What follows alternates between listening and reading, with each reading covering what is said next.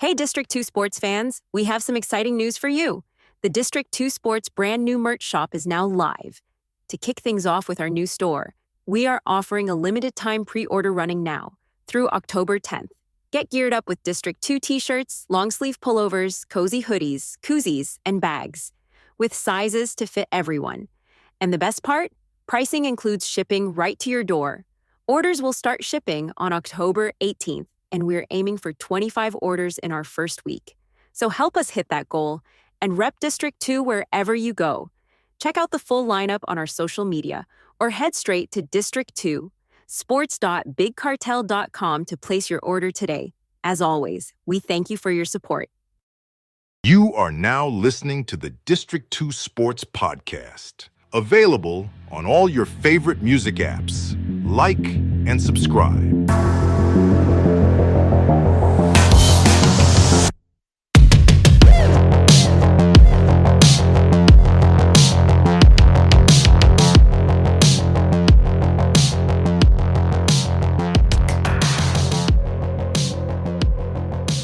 All right, so District 2 Sports Podcast, and we're continuing our coverage of the Southwest Virginia college football season preview.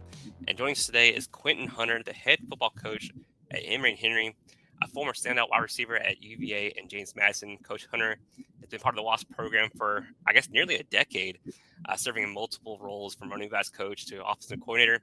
Last season, he stepped in as the interim head coach and led Emory and Henry to an impressive 9-2 record, the best since moving up to D2. Success has earned him the permanent head coaching job, and now he's building on that momentum this year as well. Coach, thank you for joining us today. How are you doing? Yeah, I'm doing well. Thank you guys for having me for this weekend. I'm very excited to speak with you all today. Well, Coach, like I was saying before, we kind of talked about the last season, but you guys already played a game so far, and so let's not miss on that. You guys are 1-0. It's always best to start off 1-0. You guys get a 45-17 win over Glenville State. It was domination. It seemed like looking at the stats here, you guys had outgained them, more first downs, you're better on third down and fourth down efficiencies, and you guys pounded the rock on that team. So I just want to get your thoughts on how week 1 went. I think the first and foremost to give credit to the coaching staff on both sides and the players go out and compete. Early on in the game, I thought we got off to a really good start. And then there was definitely a momentum shift in Glenville State as they continue to fight within the game. And then there were two key plays in the game. One from them, as far as some penalties, helped out from keeping the score, keeping us ahead, and then a block punt by DJ Farrell, I think, was the momentum shift back on our side for the positive. And after that, we didn't look back as a football team. So give credit, early on, I think Glenville State definitely came out and gave us their all. Really felt good about the plan for us. We continue to fight. We stayed the course. We stuck to the plan. Defense did a great job getting some stops later in the third and fourth quarter. And offense, we finished the football game with some points on the board. So very pleased with our guys for week 1. Now we got to get into the SAC, and that's where it all starts for us for sure. Yeah, and Coach, you kind of talked about, y'all go up 17-0 and never really look back from there. Obviously, Mutter, who's back for you guys this year, had a good game, two passing touchdowns through the air, 2 on the ground. But I think the real story of the day, even though he only had 1 touchdown, was Jordan Jackson, 226 yards rushing, had a touchdown. Talk about the game that he had. I think it's the leadership and the standard that he understands what we want to do on offense. Give credit to credit due, and Jordan understands that. He knows when he has a successful game like that, it starts with the guys up front. We got a good amount of guys returning that have a lot of experience. Coached under the great Mike Compton, who's definitely been a blessing for us since we've been in the SAC. So it gives credit to our guys understanding the standard of how we want to approach each and every game running the football. And I thought it was a great start for our offensive line and for Jordan to be able to finish in the end zone and have those kind of numbers. Coach, talking about your coaching philosophy, or maybe the offensive side of the ball, do you like to be more balanced? I know you guys probably maybe found something the game against Glenville State where you can just run the ball down their throats. So maybe that game where it's just running. But you want to be more balanced going into the rest of the season, or and kind of increase those passing yards as well? I think the offensive scheme from the base that I was taught in this offense was the RPO, which obviously the run pass, when you have a lot of options, you're calling plays, and the results is based on what the quarterback sees and his reads. So I think every year that I've been part of this offense, it's been balanced. I think it's more of the 49, 51. There's going to be games where the ball is going to be in the air more, and there's going to be games where we feel really confident in being able to establish the run often and early. So I think for me, I think any offensive coordinator wants to be balanced in any kind of offense that they are running. Unless you're a triple option team, that's one of those plays where the ball is going to be just ran majority of the time. But I think from our philosophy, from the offense side of the ball, we definitely want to be more balanced than anything. Coach, just talking about the South Atlantic Conference in general, I mean, how difficult of a conference is that for D2? I mean, how important is it starting off 1-0 and continuing that win streak or getting some wins on the SAC conference is, starting coaching at UVA wise when I was over there in 2019. I've learned that there's, SAC conference is a top tier Division II conference where, anybody can win a game, anybody can lose a game.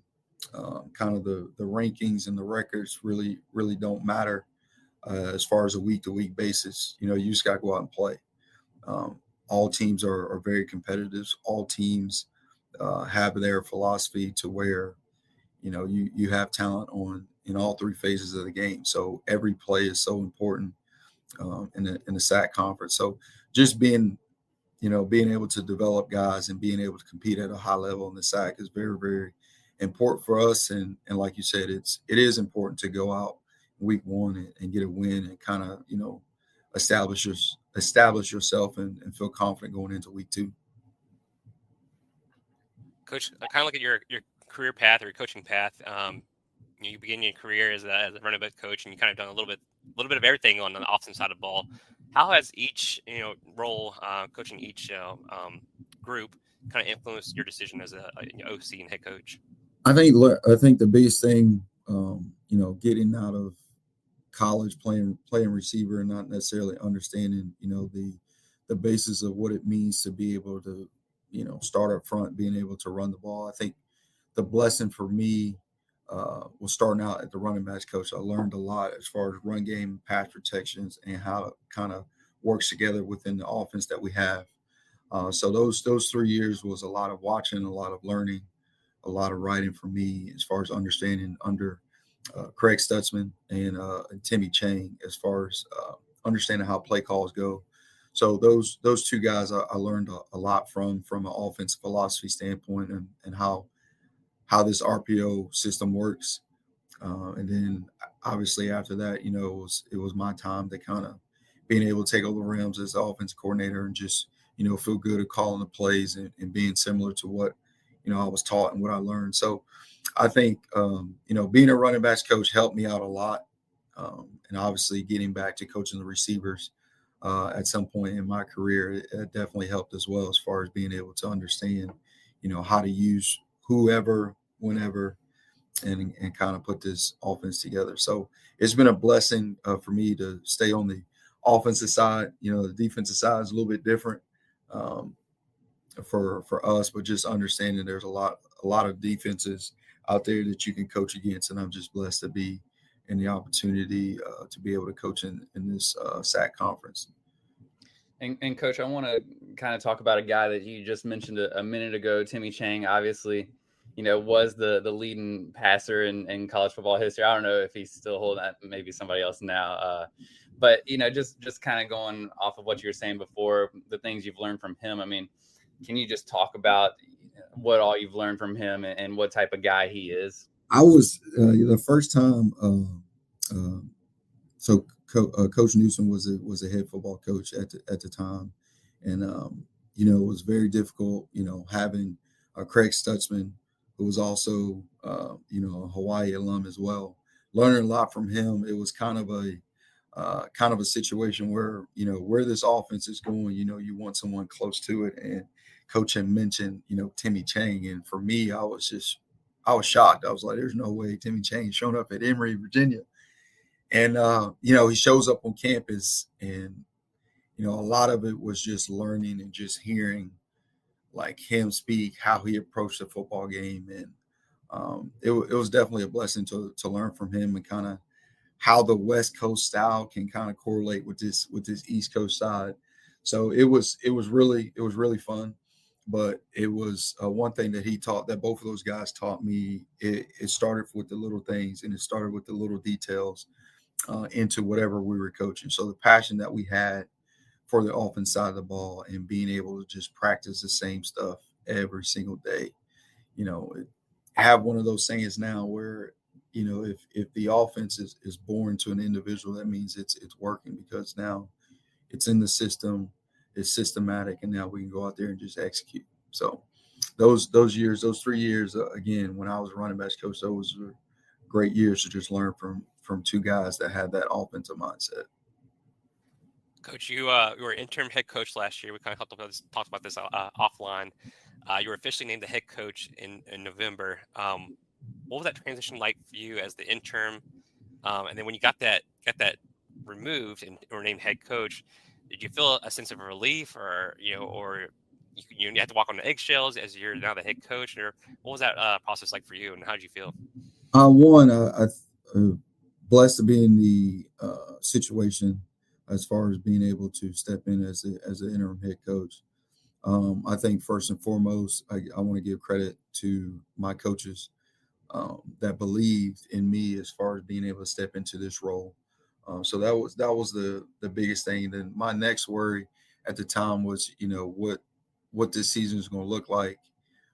And then the biggest relief was getting named the head coach, as far as being able to establish a coaching staff and be around with guys that want to be here at Emory, Virginia. So I don't want to say it was more of eggshells. I just think it was the approach that we had, as far as, okay, let's not worry about who has titles and what kind of titles. Let's just go line up and play. And I think that was the kind of mindset that I had going into the first year in this role, as far as, hey, let's just go play, or we'll take it one game at a time, and be able to go out there and play fast and execute. And like I said, give credit to our players and my coaching staff to be able to just stick to the plan at course, and go out there and execute the plan.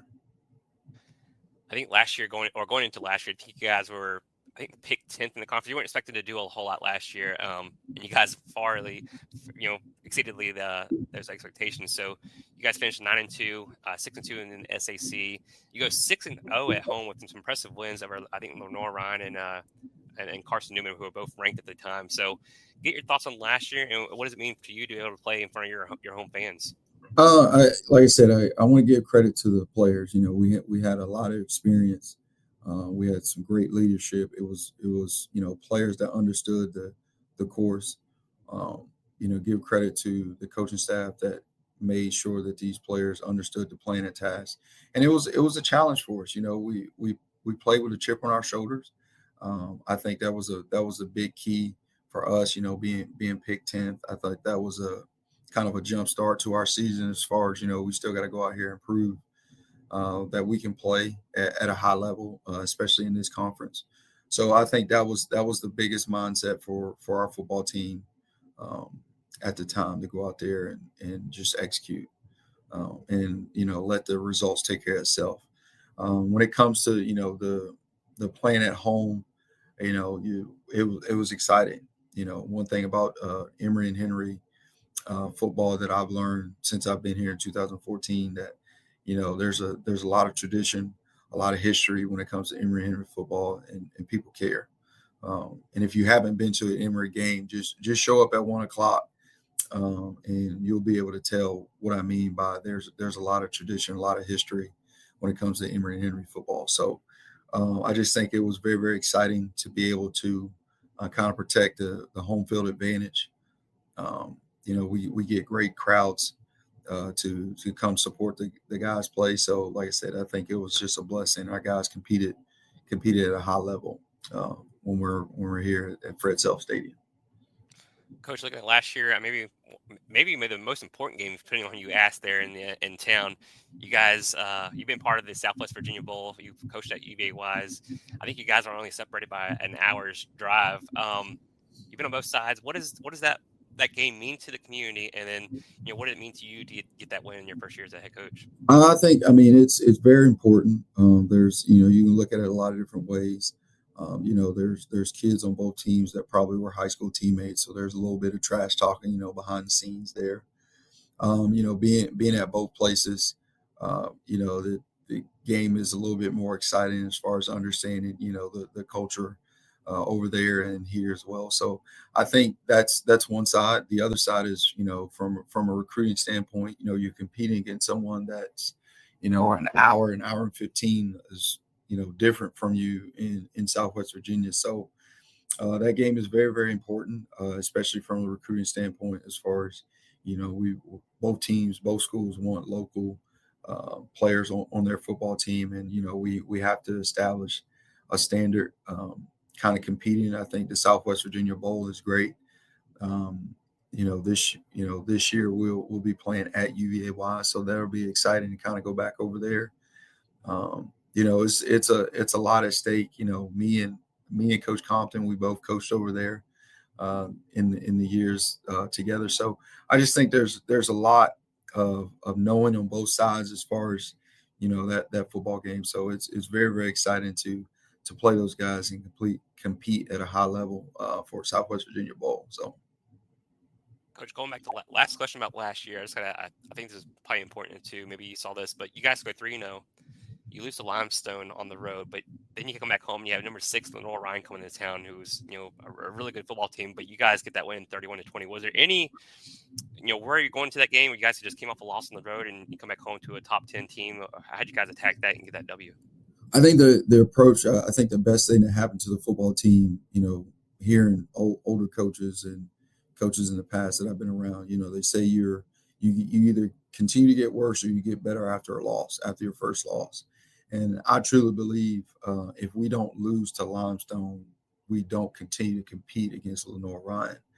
And it started with me, but I think our guys kind of understood like the difference of the two games was, we didn't put our heads down. We just continued to play. There was still time left on the clock. And we could believe that, we're playing against a high level component. Just go out and play. And if you give your all, good things happen to teams that just kind of put their head down, just go to work. Critical situation, you never thought, you're down 14, 17 points, a little bit later in the third quarter. And before you know it, you come out with a victory. So I just think, you give credit to the players, to the coaches that, stick to the course and believe that we're going to come out with a victory. But I think that was the biggest thing as far as understanding. And you can't continue to put your head down. You can't think negative when negative things happen in the Limestone game.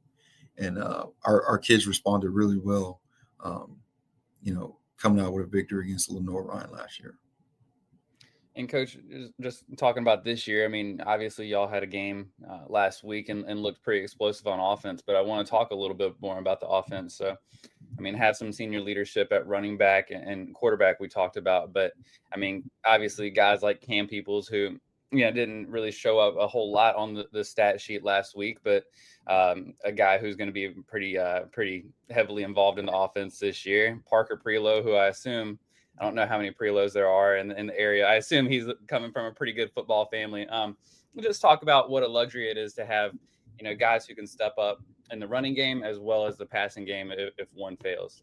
Well, I think we have a number of young men on our team, not just on the offense side of the ball, but we have a good amount of young men that want to make plays.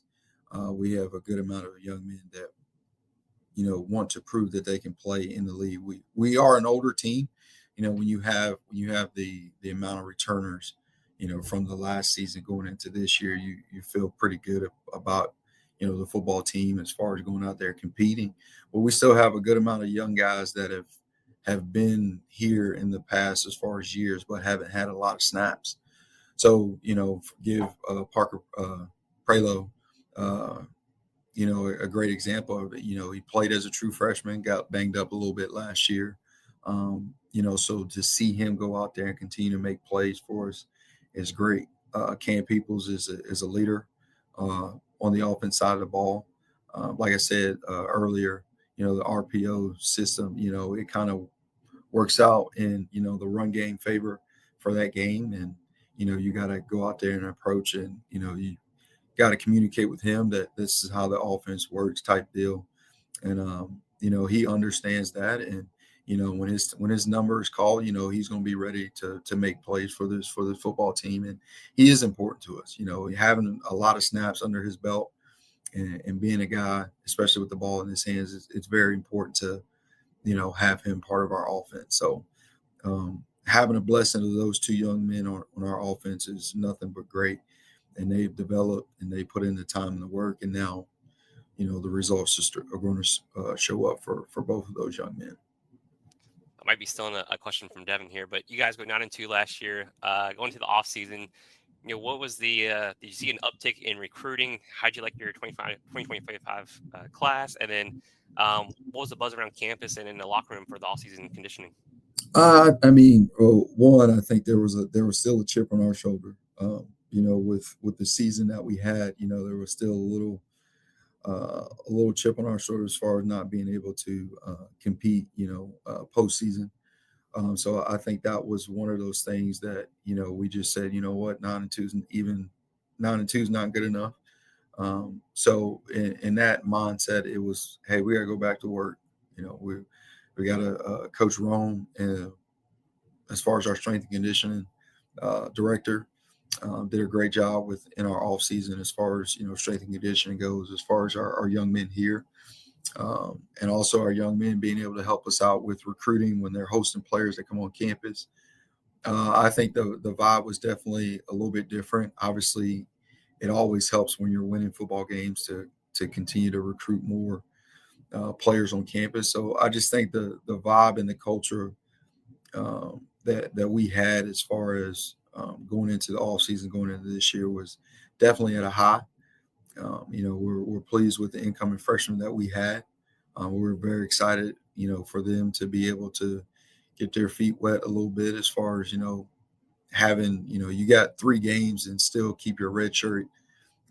So I think at some point in time, it's going to be really a blessing to kind of see some of these young men compete going into the next off season. So it always helps when you're winning football games, but I think we were at a high. We were very, very confident in the recruiting game this year. Recruiting a good amount of guys from the North Carolina area. Obviously, we want to be in Virginia as far as recruiting, and enough in Tennessee to where everyone knows about Emory and Henry. So we're just going to continue to recruit the right way and do it at a high level, and let the games take care of itself and just go out and compete at a high level. And we're blessed right now. We're definitely blessed right now to be in the situation that we're in. And kind of going off that recruiting there. So, you guys are still obviously been in the SAC for a couple of years now, but you guys are still kind of transitioning. How do you go about recruiting against teams that are well established in the conference, like Lenore-Ryan and other schools like that? I think it's the competition. Like I said, I think it's winning games. I think there's a lot of tradition in schools like the LR, Carson Newman's, the Wingates of the world, as far as in the conference, and there's more, as far as guys. But I just think it's the knowing of the standard that we have here is development in our kids. And when you go play these teams and you're competing at a high level, I think the young men that we're recruiting is like, I want to be a part of that. So the recruiting for us, obviously we want to recruit the guys that we want to recruit, but at the same time, I think that has a lot to do with as far as being able to win some games, and that definitely helps in recruiting. Coach, I want to. You're a former athlete, maybe an athlete still. On none of the players are looking, but want to ask you. They didn't have the NIL and transfer portal when you were playing. So I want to get your thoughts on that as a former player. But how have you attacked it? Today, attacking the transfer portal, and I don't know how much do you guys offer on NIL as far as D2 levels. I think it's just like any kind of trend as far as the generation. I think it's it's kind of the culture that the NCAA or the football guys have given and approach college football in the standpoint of the transfer portal and the NIL. It's not as much in Division II as far as the NIL, but as far as transfer portal, it's a great opportunity to recruit some young men probably at the Division I level that's probably not getting an opportunity as much, and I just want to go play football type of deal. So I think it definitely it has its pros and cons. Definitely would have loved some the NIL version when I was in school, but from that standpoint, I just think you either are going to fight it or you got to give in and you got to get used to it. As far as how you got to approach the recruiting aspect of it and being able to help some way in some form or fashion as far as potentially getting NIL in the Division II world to keep young men here as far as entering the transfer portal and moving up in levels. So I just think there's definitely pros and cons, and I don't think anytime soon that NIL transfer portal is going away. So I just think it's either you're going to continue to fight against it, or you gotta transition to it and you gotta use it and you gotta look at it all in the positivity for your football team and for the future. And the reason why I bring that up, maybe a kid that you probably still want on the boundary out there, Cam Abshire, who's now at Oklahoma State. What does it mean to your program though to have a kid go from D2, where he said was all SAC, to go to Oklahoma State and to a Power 5 conference? First and foremost, I think nothing but the word of Cam Abshire. He went through some adversity here at Emory. Actually, got banged up a little bit as a freshman.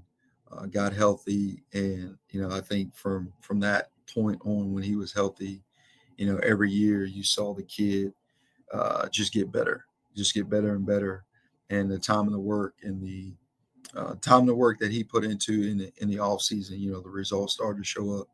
Obviously, with the production that he brought to the offense, I think anybody at the Division II level would love to have a young man like him. But I give him all the credit to be able to, have a passion, have desire to compete at a high level. And I wish him nothing but the best at Oklahoma State.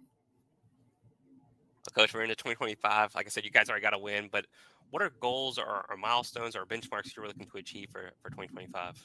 I think it's definitely the challenge. We spoke about it a lot as far as, the 2024 season.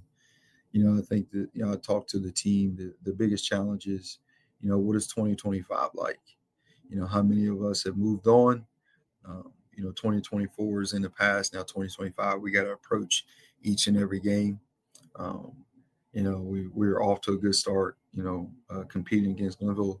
Now we got to go into the SAC conference where, there's not a Piedmont and Mountainside. Everyone plays everyone this year. So very excited about the opportunity to get to compete against everyone in the SAC conference this year. So I think the biggest thing is just being able to say, hey, can we still approach one game at a time, not circle, this game or that game, and let's circle each game. So week 2,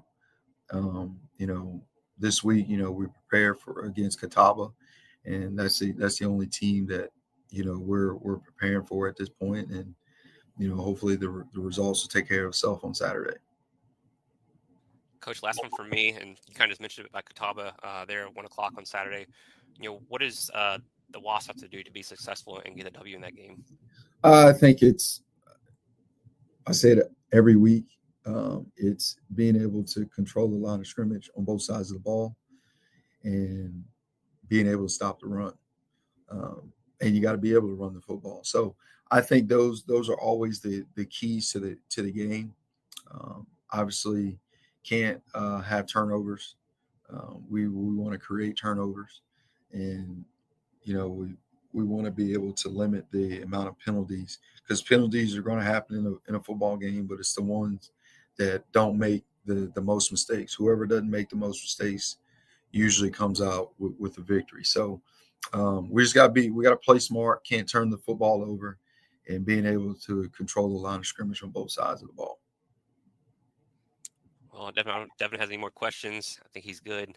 Go ahead, Devin. I will ask one more, Coach, and this we probably should have ended with that last question because that was a great answer. But I do want to talk about. So I mean, they always say football is won in the trenches, and it always means more what you have up front and what you have at the linebacker position. But I just want to talk about a quartet of defensive backs you guys have: Porter, Can, Collins.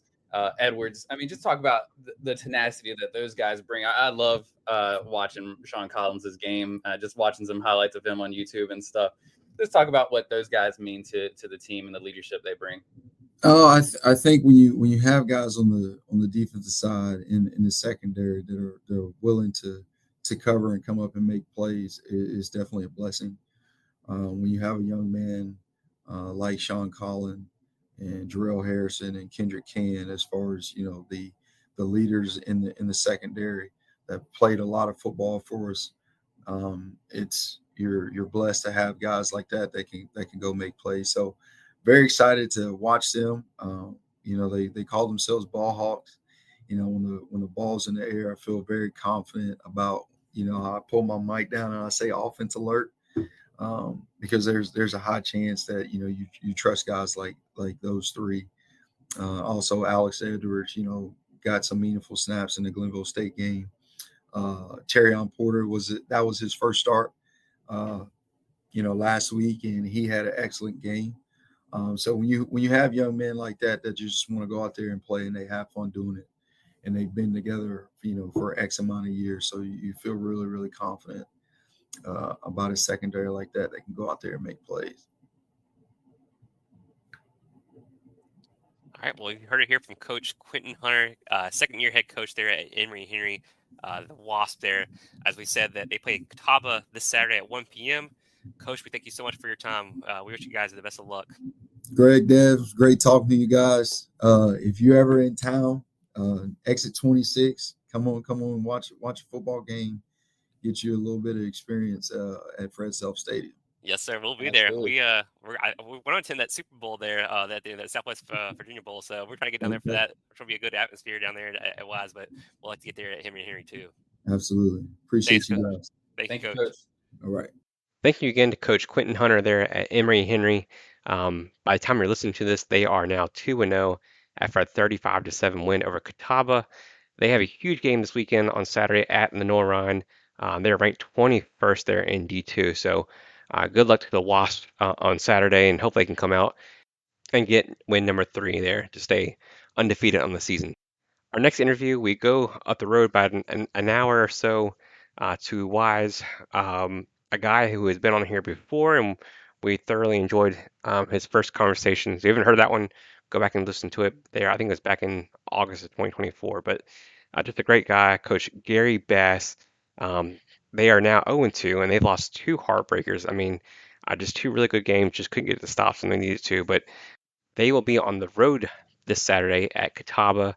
So hopefully they can pick up win number 1, as they've been so close to doing so in the first 2 games. But here is the interview of Coach Gary Bass. All right, so District 2 Sports Podcast, and we're very excited to welcome back to the show Coach Gary Bass, now entering his second season as a head coach at UVA Wise Cavaliers. Coach Bass came to Wise with a strong coaching background, bringing passion and energy to the program, and he's quickly begun putting his stamp on the Cavalier program.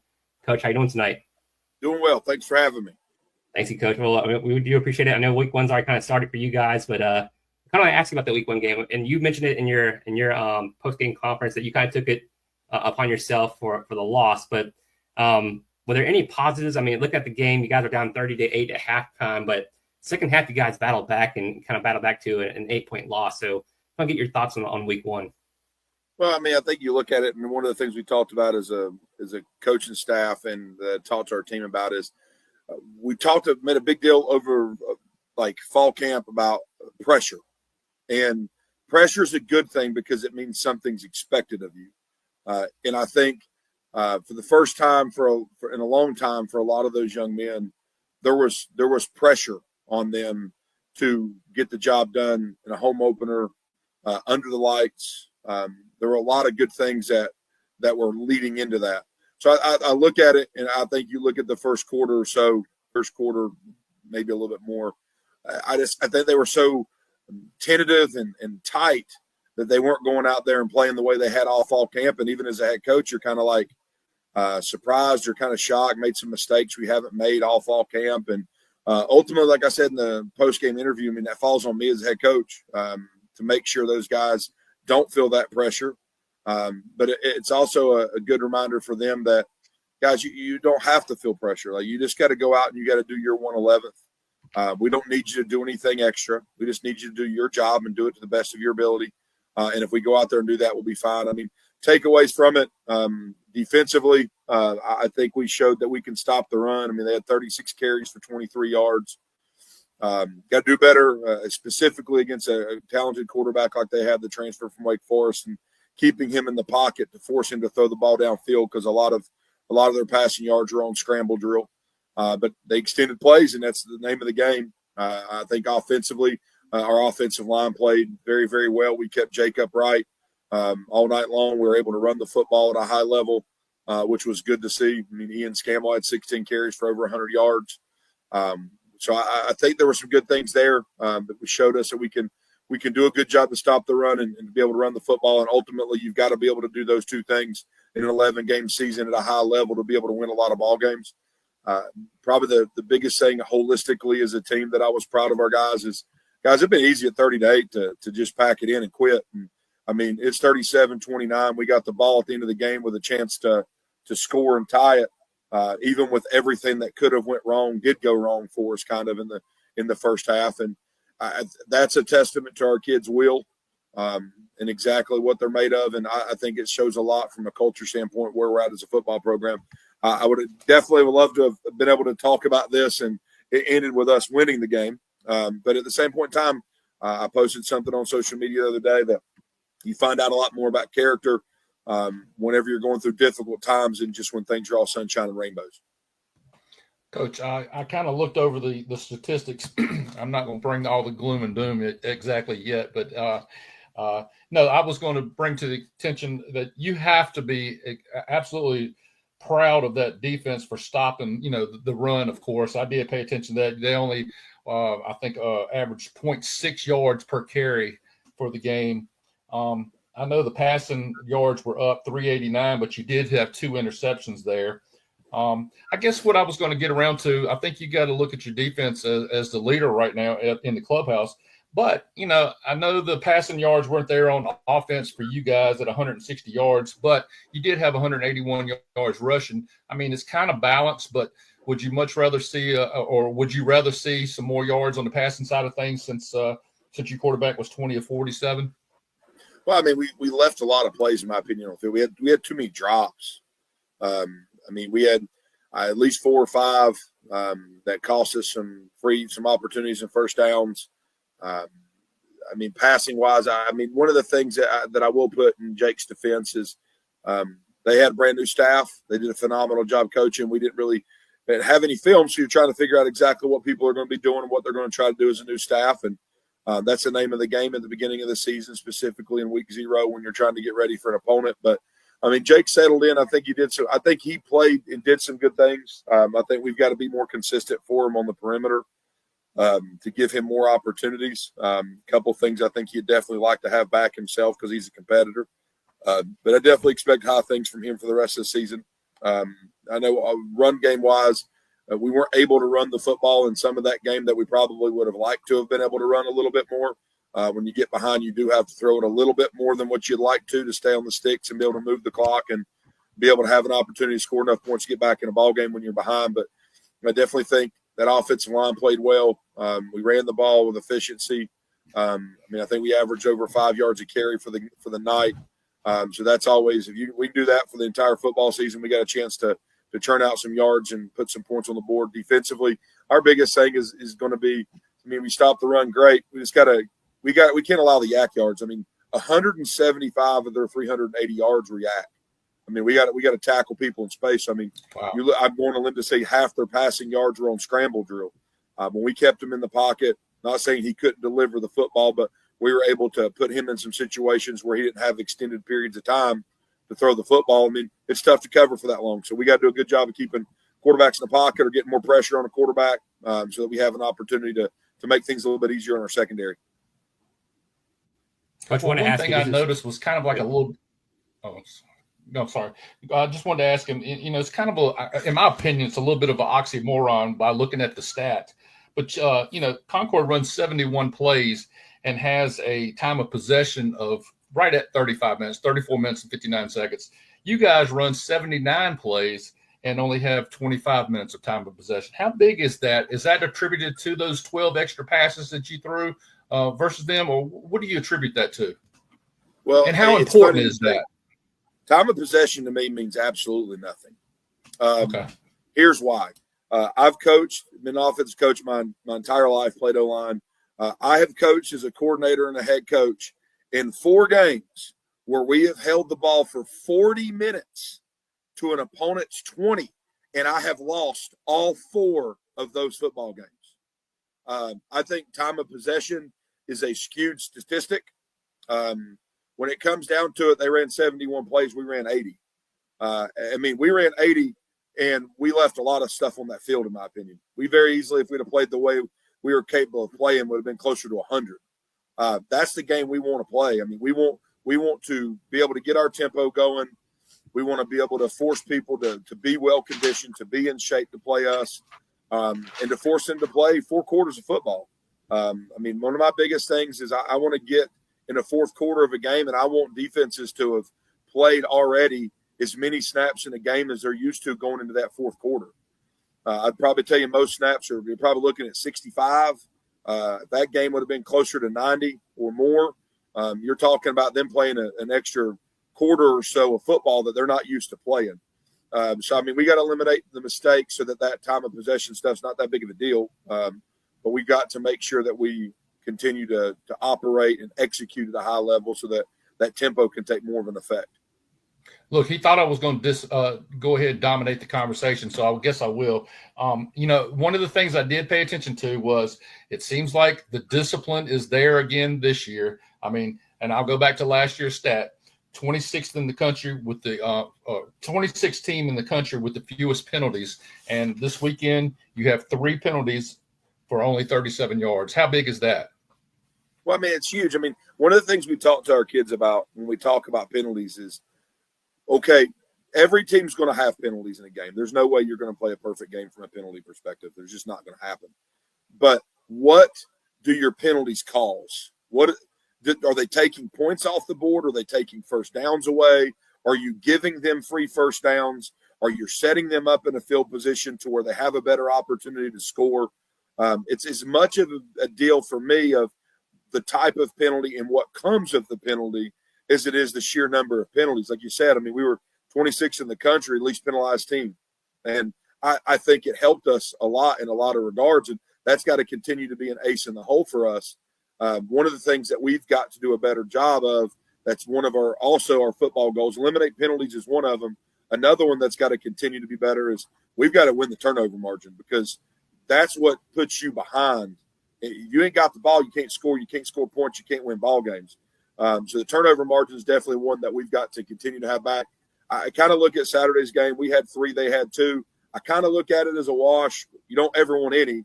But one of Jake's 3 turnovers were right before half when you're trying to throw a Hail Mary as time's expiring to get points on the board. Sometimes picks happen. So I'd look at those as kind of a wash in some regards. The only reason I tell you it's not is because unfortunately, one of the turnovers, which I believe was questionable offsides penalty, was a pick 6, which gave him points. So that's why that one hurt you quickly. Coach, I got a 3-fold question for you, and I'll turn it over to the boys. I know they're sitting there dying to ask you. I wrote these 3 questions down earlier, and I just kind of curious. I know this is your second year, and I just kind of filling you out a little bit. You know, tell us what you're thinking. Where on the roadmap are you right now in reference to your, I don't know, do you have a 5-year plan, 2-year plan, whatever? Are you a trust in the process kind of guy? And then last, is this your team now?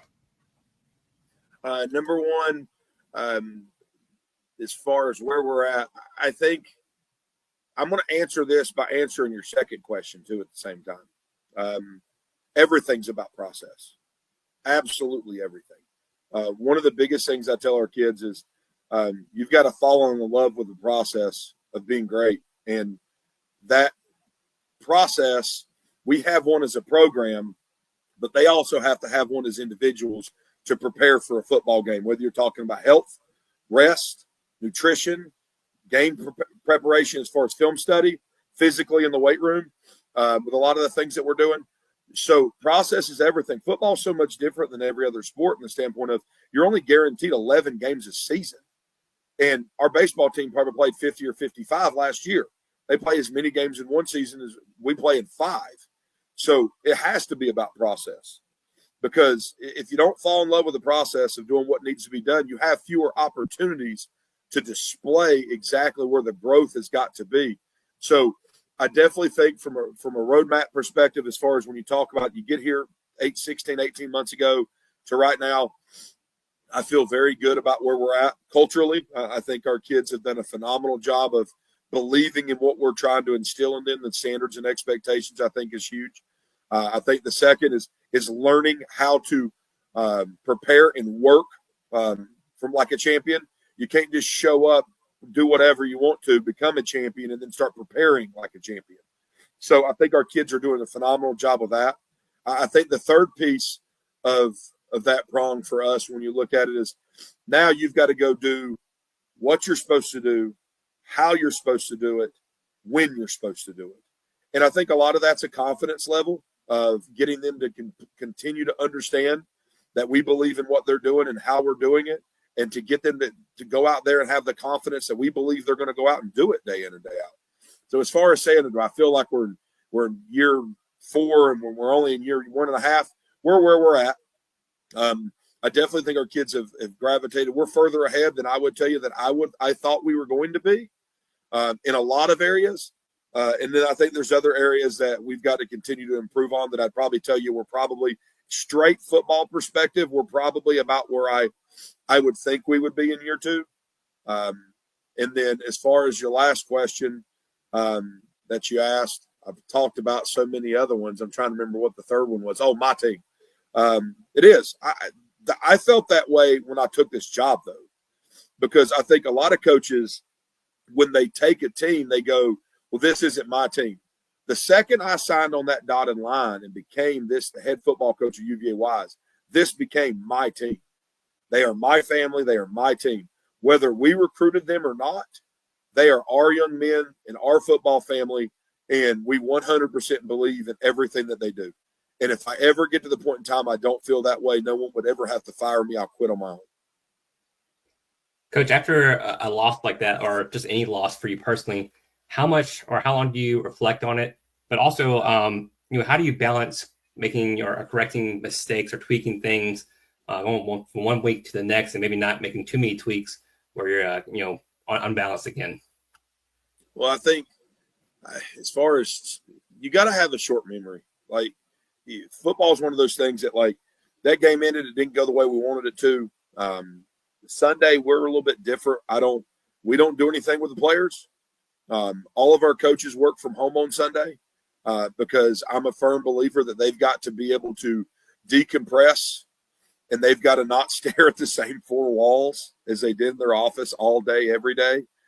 Because I think from a mental health perspective, and I think from a efficiency standpoint, I think it affects you as the season goes on, never having any downtime to yourself. Were they still doing things? Absolutely. I mean, we're still communicating. We're still grading film. We're still making cut-ups. We're still getting things tagged for the next opponent. I'm still making notes on all of our PowerPoint stuff to talk about what we need to fix, change, and do better. But I think it gives you that opportunity to kind of take a breath and reflect on not just what we need to do better from a football perspective, but how could I, as a head coach, have made sure our guys were in a better position to not feel the pressure that I think they felt for about a quarter and a half. And then it was kind of one of those things. All right, man, let's go play football. Do it one play at a time. And I think that's huge when you talk about that. As far as kind of how you balance your time and then get into the next week, I mean, you get to that following week and you just kind of have to flush it. Like, the game's over. You can't go back. This isn't the Adam Sandler movie Click where you can take a remote and go rewind back to a certain part of last Saturday. We got beat. We didn't do a good enough job as a coaching staff. We didn't do a good enough job of making enough plays as players, and we got beat. But I think you learn, like I said earlier, you learn more about them, because whether we had won that game or lost that game, it should not affect our coaches or our players in a manner at which we change who we are and how we prepare. Coach, what a conference. I mean, what does this do for you and your coaching staff and for your guys when they have to look at the schedule and see a Lenore Ryan, 17th nationally? I know they got kicked around a little bit in the first game to West Florida, but West Florida was number 8. A Wingate, 27 in the country, Carson Newman, 26 in the country. What does this do for you guys overall, I guess does this increase or help your recruiting there at the school? And what does it do for the players? I mean, are they ready every week? Are they pumped to play these guys, or what? Well, one, you better be pumped to play, because if you're not, this conference is a gauntlet. I played in it. It is different than whenever I played. I mean, when I played, it was us, Carson Newman, Tusculum, and Presbyterian at the time that were the 4 big boys. LR and Wingate were starting to get up there. Mars Hill was getting better. But, I mean, you got to come in and you got to play well day in and day out, game in and game out. I mean, it's like I told our players, like, last week, this is college football. I mean, at a high level of Division II football, and if you don't come out and play well, you're going to get beat. I mean, Lenore Ryan's a very good football team.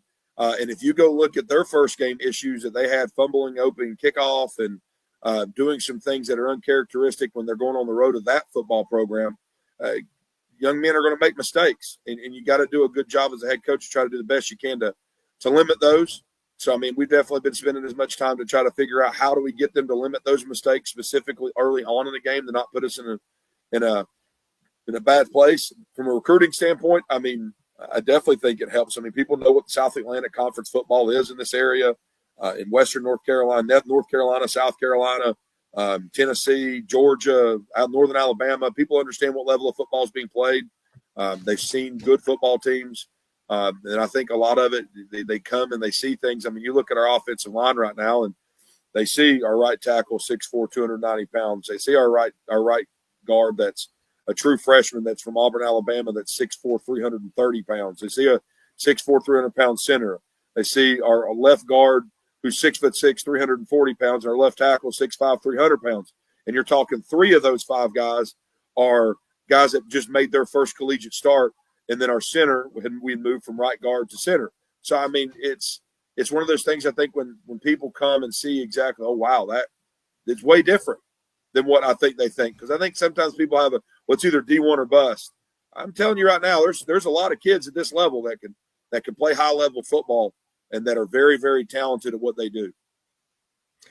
Coach, I kind of studied this past weekend's stats and the offensive guys, the defensive guys, but I just want to I'm one of those guys that kind of looks for not necessarily oddities, but at the same time, I feel like, and I'm gonna butcher his name, so I apologize to him and to you right now, but I'm gonna Jake Marcantel. Jake Marcantel. Okay. In my book, and I just want to find out from you personally, I put on here, I wish I could show you my pad. I put 4 stars and I put weapon in there. How do you feel about his? I mean, I know he's your all-around kicking guy, but I mean, the kid kicks 4 punts on Saturday, 160 yards, averages 40 yards a kick, has a log of 53, 1 touchback, two inside the 20. and 2 fair catches. So how important is he to you and your program there? I mean, is this somebody that you're going to rely on heavily the whole year for, maybe to flip the field or something like that?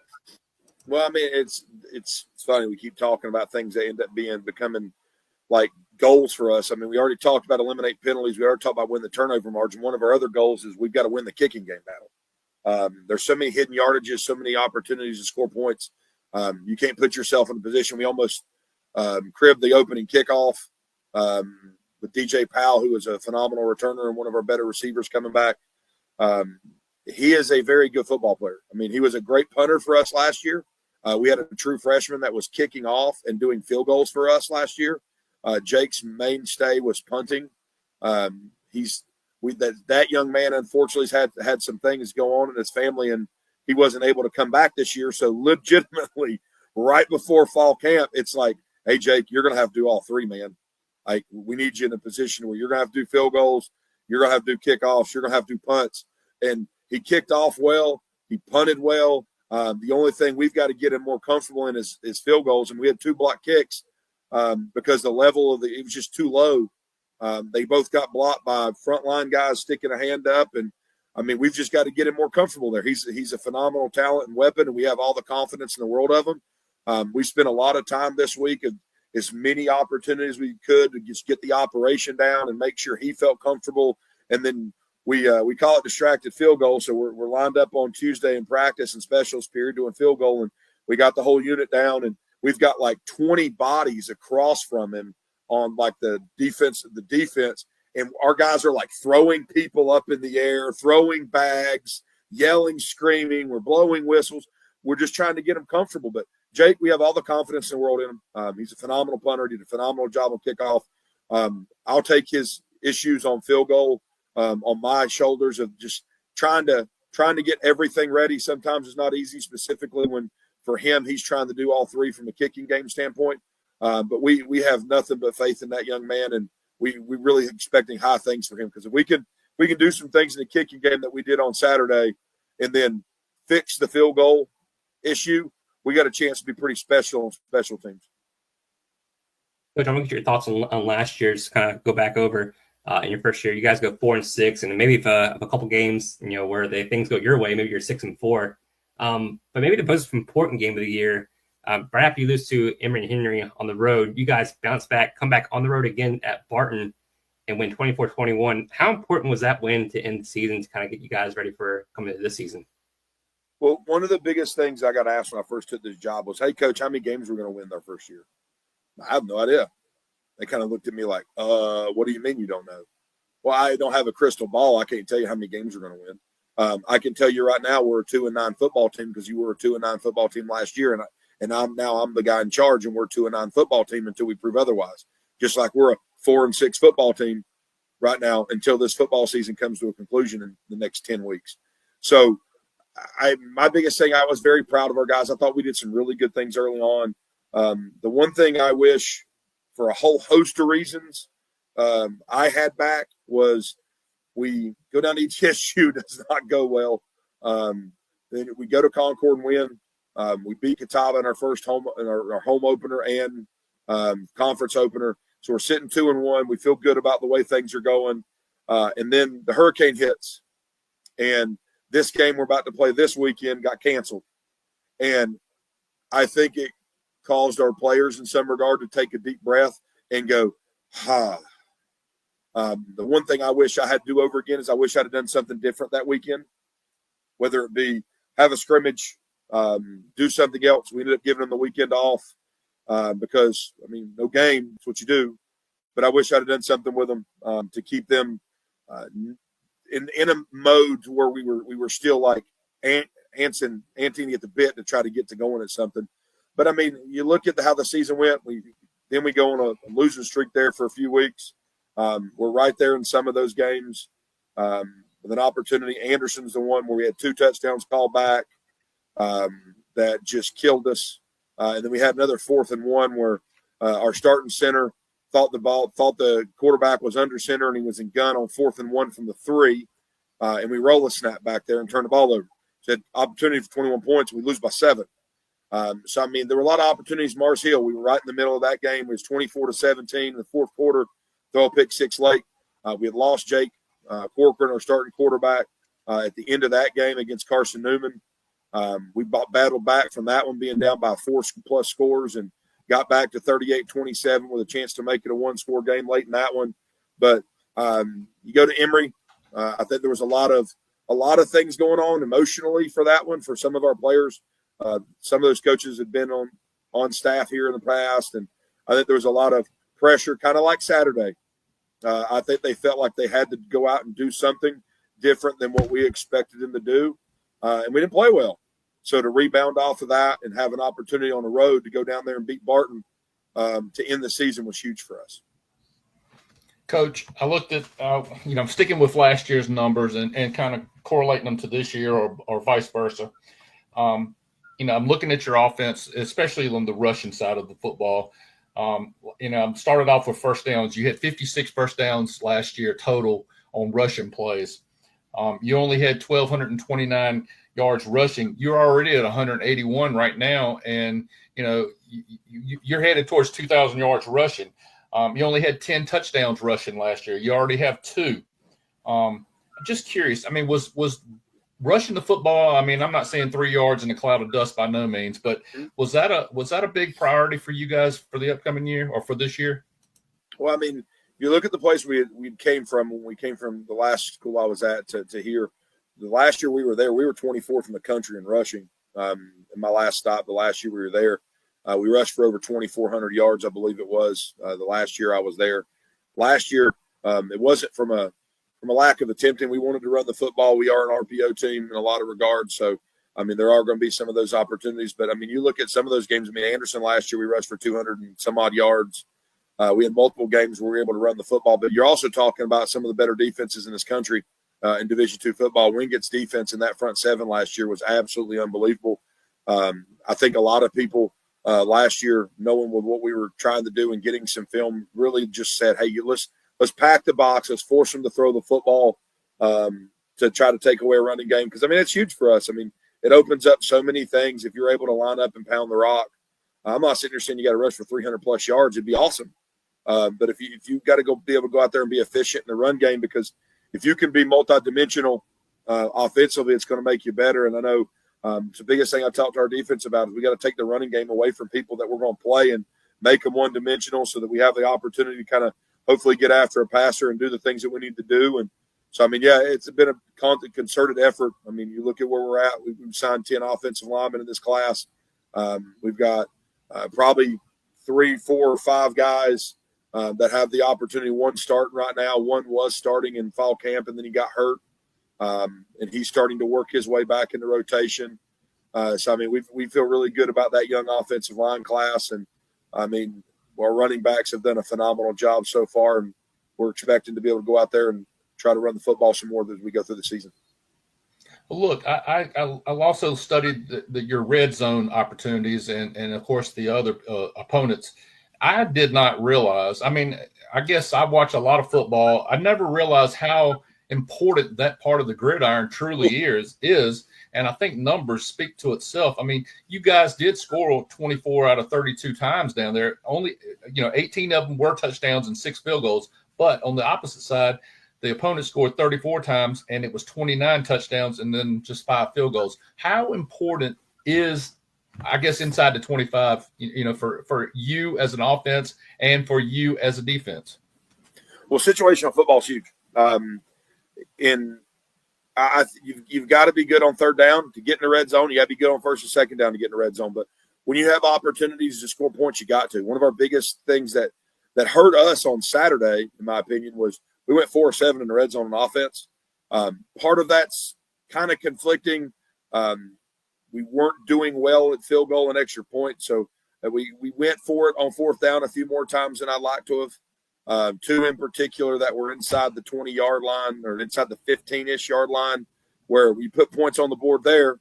All right, now we're talking about a totally different football game. So, I mean, you've got to make the most of every opportunity. You've got to put points on the board when you get an opportunity. I mean, you look at it, I tell you, most average games, you're looking at offense having somewhere close to 14 drives. And you're talking last week, 50% of our drives was us in the red zone. That's a great stat. Now, moving forward, we need to be 6-7 scores, if not all 7 scores, when you get in there. And you do those things, you're going to light up scoreboards and do a lot of really good things. Coach, I'm glad you just mentioned a statistic that I actually looked at a little bit ago was third down comparisons. And, you mentioned getting off the field. I mean, you guys actually were ahead of the opponent last year at almost 38% on third down conversions, 58 for 153, and holding the opponent to 40 out of 115, which is a little less than 35%. But the curious statistic that stood out to me, and you might already be aware of this, on fourth down conversions, you guys were 7 of 13, 53.8%.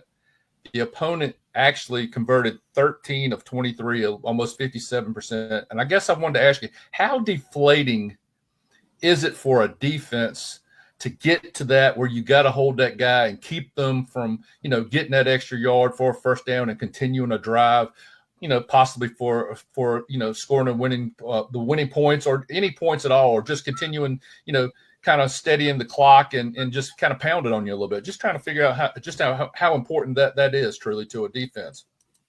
Well, I think let's talk from a defensive standpoint first. Like you get off the field on third down. I mean, I think that's the mindset a lot of times. And all of a sudden you hold them in what you consider normal rules of football per se. And then all of a sudden they convert on the fourth one. And it is hard. I will say that our guys do a phenomenal job of picking each other up, because biggest thing I tell them is that the most important play is the next play. Just kind of like we talked about last week, you got to flush it and move on. You got to take it one play at a time. And it's kind of the inverse in some regards on offense. Sometimes you get to a couple of third downs. I actually went for it on the fourth down. We were on, I think, about our 40-yard line this past week, like 4th and 1. And I had the confidence in our run game, and we just pounded it forward and got a first down. And I think we ended up scoring a touchdown on that drive. So you got to have the confidence in your run game on offense to be able to line up and just pound the rock.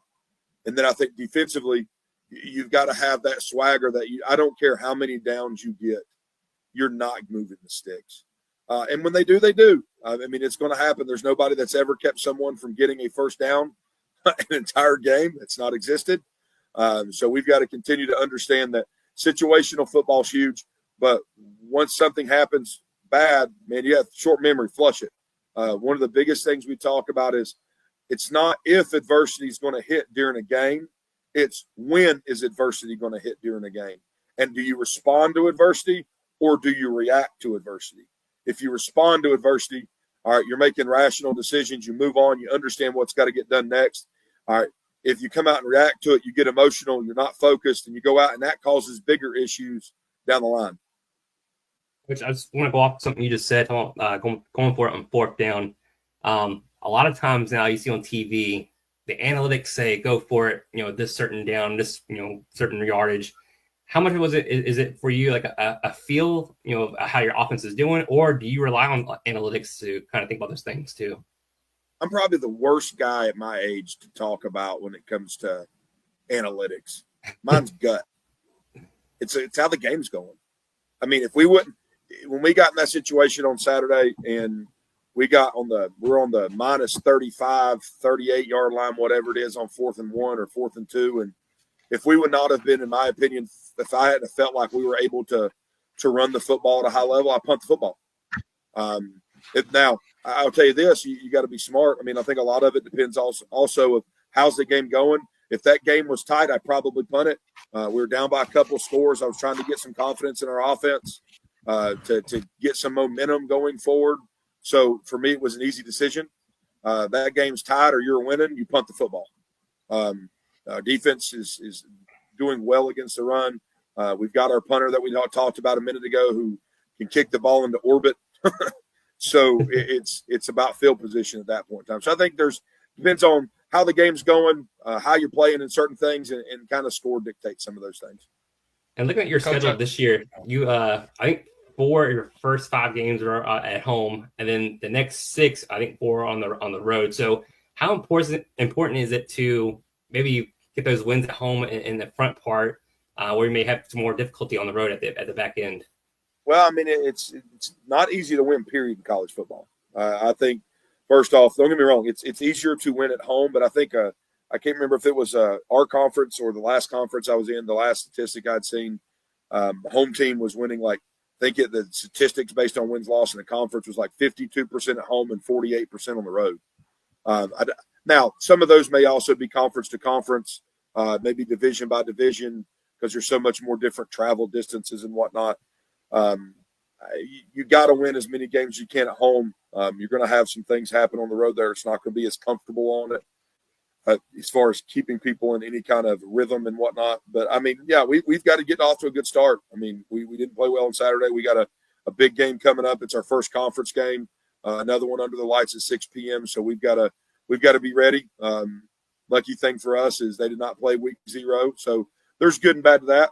I mean, there's bad in the fact that we're not really sure what they're going to do offensively because they've got a new offensive coordinator. So last week we didn't know on defense. This week we're not going to know to a certain degree. Have a little bit better idea of personnel in some regards. Defensively, we feel like we have for their defense, we probably have a little bit better of an idea because their head coach has been there for so long and he's a defensive guy. And yes, they're going to make adjustments and changes, but I'd like to think that he's a great football coach. They've had a lot of success there at Newberry, and they're going to do what they do, and they're going to execute at a high level. So, I mean, we got to have some success, and we got to come out and play well, especially early on in this game. Coach, I was trying to figure out how you only gave up 23 yards on defense in rushing, and I kind of figured it out. Are you headed towards linebacker U now? I mean, Jimmy Simmons, 6'2", redshirt senior, 10 tackles, 2 tackles for losses, for yards lost. Jalen Pickens, 6'1", 225, 4 tackles, half tackle, and 1 yard loss. Brub Hines, I mean, a quarterback hit, 6'1", 232, senior. And I'm going to probably screw this one up. DeCorian Jones Montgomery, 6'1", 230, 4 tackles, one tackle for loss. I mean, is UVA wise now the linebacker U?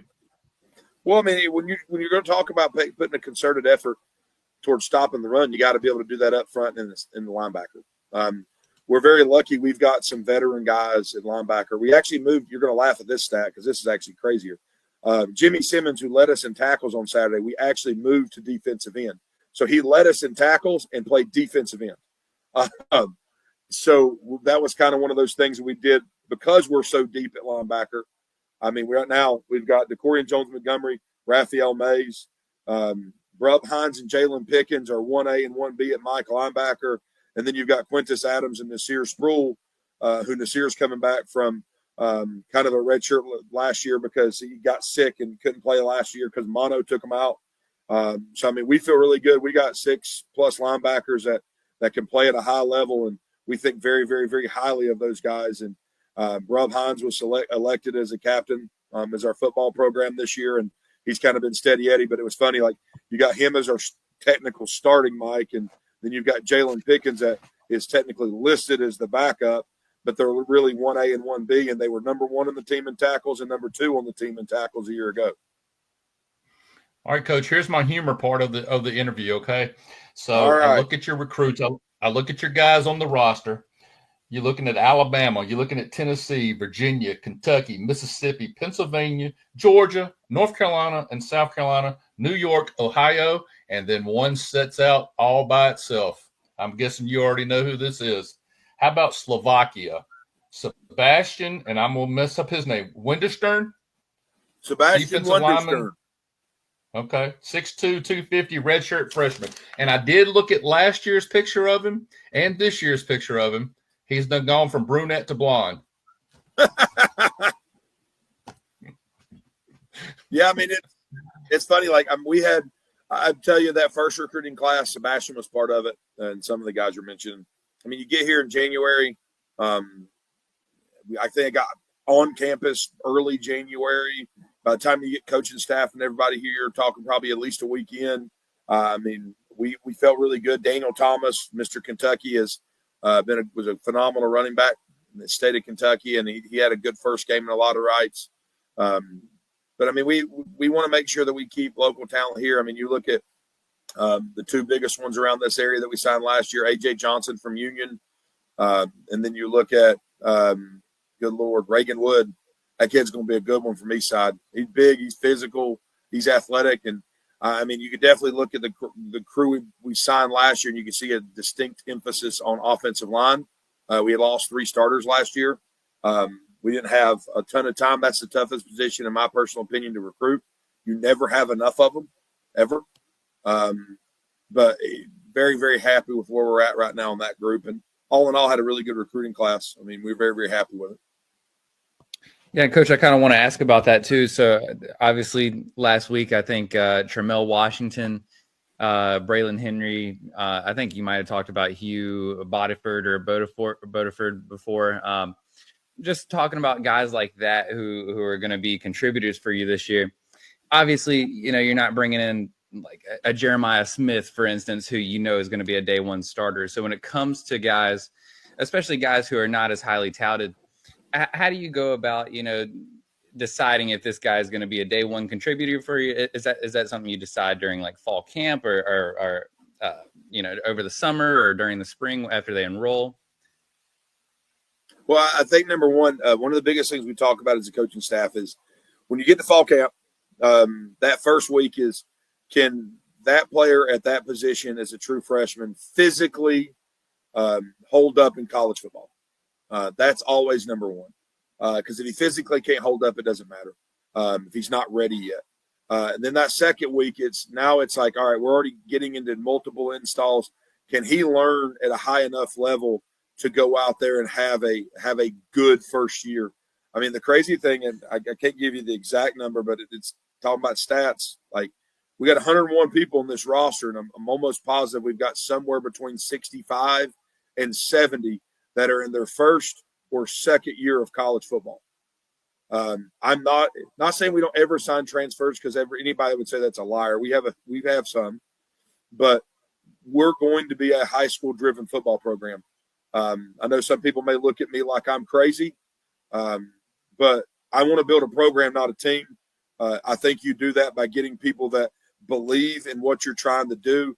And unfortunately, I think sometimes if you go transfer heavy, it's almost like hired mercenaries.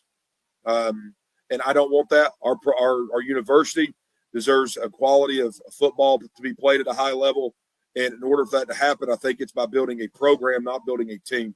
And I think you do that by doing a phenomenal job in high school recruiting. I mean, you look at a lot of the guys, Tramel Washington, you mentioned, he tied or broke the Alabama high school record last year for kick returns and punt returns. I think he had 7 last year. He had 14 for his career. The only reason Tramel Washington's not a higher level is because he's not as big as some other people. Hugh Bodiford, who's starting for us at right guard, had, I don't know, somewhere around 11 Division I offers, FCSs or something. But because they're so transfer portal heavy, he's here now. You look at Toby Richard, who was at Hoover, Alabama, 6'5", 300-plus offensive tackle. He was 7A dream team in the state of Alabama, and he's here. I mean, Hoover starting quarterback, Mac Beeson. All right, same thing. You look at Daniel Thomas a year ago, who was Mr. Kentucky and led the country in rushing in high school. And I think there's this stigma in recruiting, in my opinion, that everybody thinks, well, we got to go get transfers. I mean, don't get me wrong. You have to have some. There's going to be holes in a roster from time to time, and there's things that you've got to be able to go to plug and play and be able to do some things to give yourself an opportunity. We've signed transfers. Josh Graham, who's played a lot of football for us already in the first game, is a transfer. We've got other guys on this roster that are going to play football for us at a high level that are going to be some transfers. But we've got to do a great job of getting young men that are going to be part of our family, not just a piece of this team. And I think that's the difference in our program. Absolutely. And I want to ask a follow-up question. So, you know, kind of going along with that, you talked about guys from Alabama. Obviously, y'all recruit the Southeast very well. Alabama, Georgia, South Carolina, North Carolina.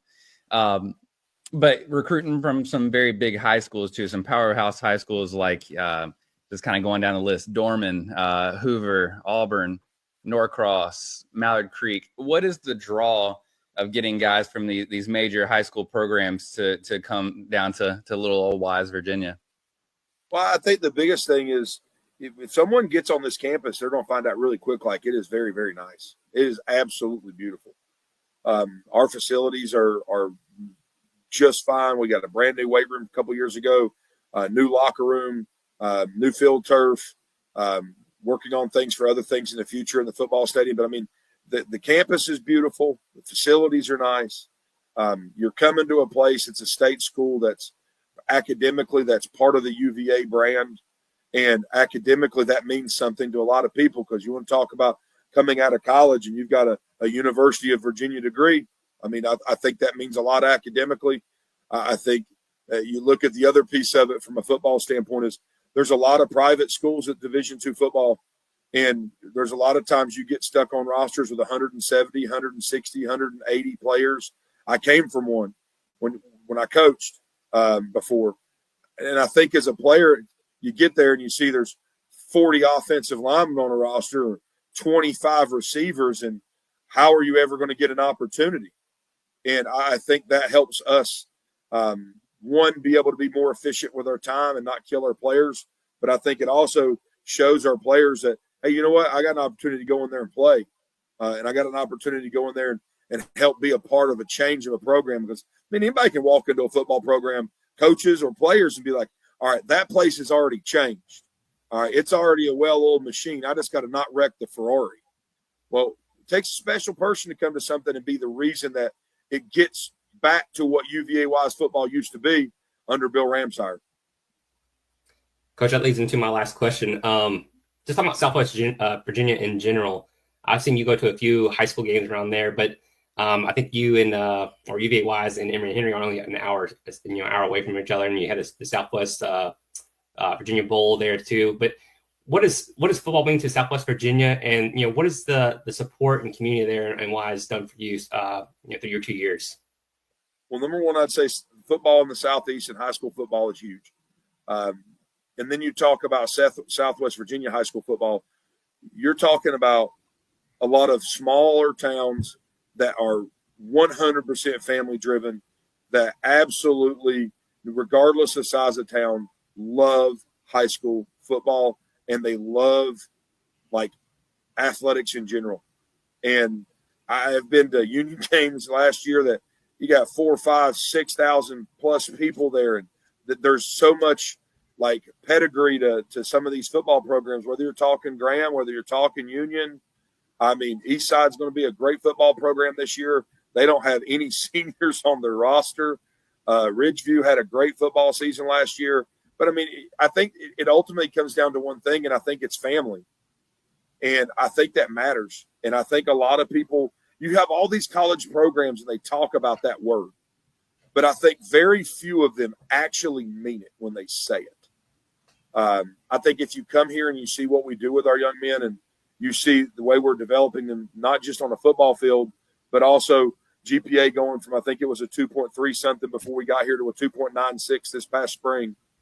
I mean, you see the fact that we have no off-campus issues. You look at the discipline on the football field. Like the year before we got here, they were almost one of the dead last teams in Division II football as far as penalties. They almost had 1,000 yards in penalties. Last year we cut that in more than half. So, I mean, you're seeing, I think, a giant culture shift because of what this area means. Like, there's blue collar, roll your sleeves up, work, and things will go fine. Handle adversity, win with class, be disciplined, and do it together as a family. And if we do those things and we continue to do that moving forward as a football program, I don't know what that'll mean. Wins and losses, I'll be lied to you if I told you it means we're going to win a national title next year. It'll mean what it means. And I think as a coach, when the only thing you care about are wins and losses, then you need to find another profession. The Lord put me in this position, in this profession, to have an impact on young men's lives. And if it ever gets to the point in time where I care more just about my personal win-loss record as a head coach or ours as a football program over developing young men of character, I'll get out of this profession. It's not how I'm wired. And someone can sit here and say I don't love football by saying that, but this game has given me so much. It's given me the opportunity to do what I love. It's given me the opportunity to learn discipline and teamwork and work ethic and structure and how to handle physical adversity. And I think it's why it's such a special sport. People always ask, you look at all across the country, and our football is not at other places. That's what makes the United States of America great. Things like this that is different, that like gets that work ethic, that gets that discipline, that teamwork, that chemistry, and I think that's what makes this country so special.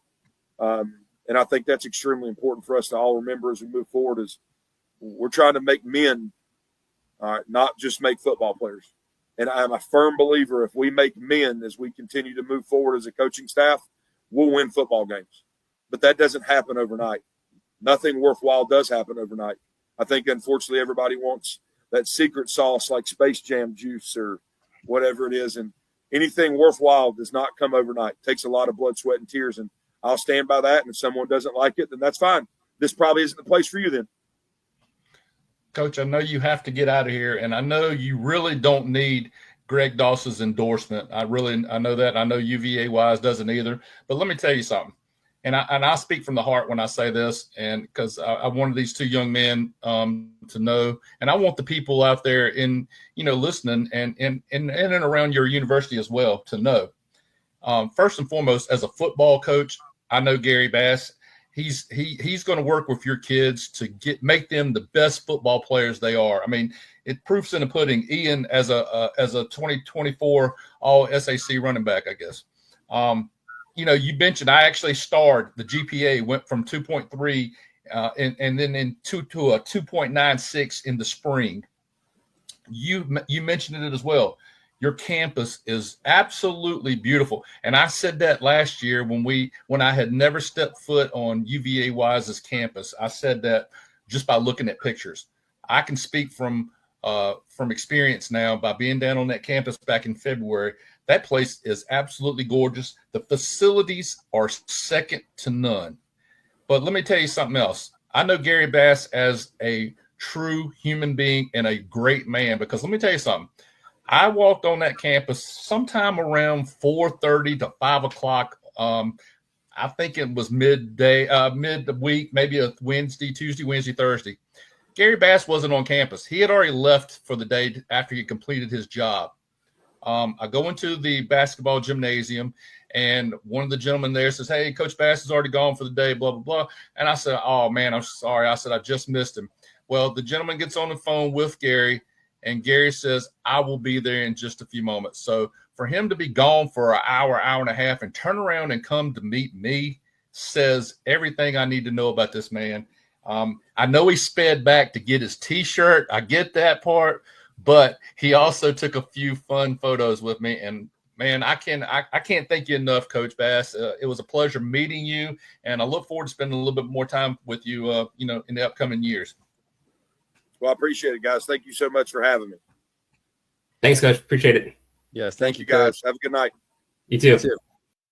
Thank you again to both coaches, Coach Quintin Hunter there at Emory Henry, and of course, Gary Bass there at UVA Wise. We do wish them both the best of luck, and hopefully we can get down there come November for the Southwest Virginia Bowl. I think November 15th there at Wise. So we're looking forward to that matchup. But again, go to our social media or to district2sports.bigcartel.com to place your order for any merch that you would like. Again, we have some t-shirts, we have koozies, we have hoodies, long sleeves, and some bags too. So check it out, see what you think, and place some orders. So again, we thank you guys so much. Enjoy the weekend.